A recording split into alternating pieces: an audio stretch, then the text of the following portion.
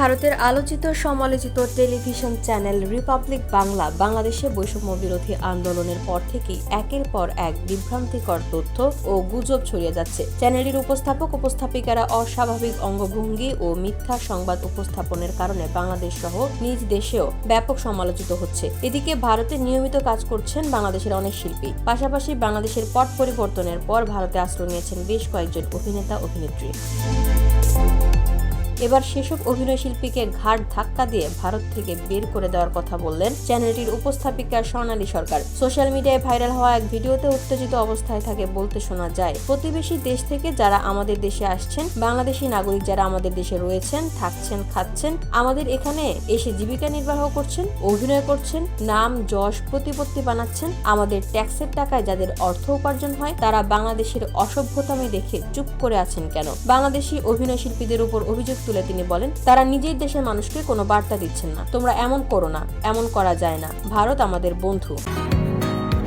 বসুন্ধরা, উত্তরা, বনশ্রী, কুড়িল ও বাড্ডা সহ রাজধানীর বিভিন্ন স্থানে অভিজাত ও অত্যাধুনিক মানের ফ্ল্যাট কেনার এক নির্ভরযোগ্য প্রতিষ্ঠান প্লেজেন্ট প্রপার্টিজ লিমিটেড। তাই আপনার স্বপ্নের আবাসনের জন্য আজই যোগাযোগ করুন। Pleasant Properties Limited, where destiny matches eventually.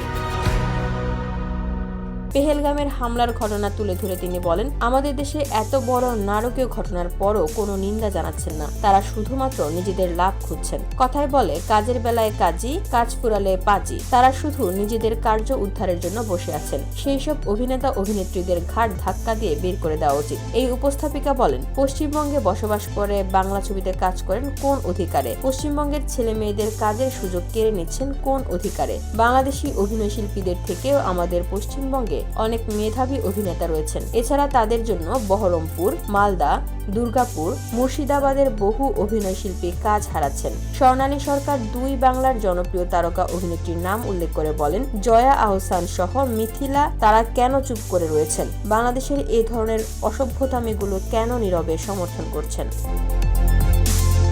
VOD Bangla news desk.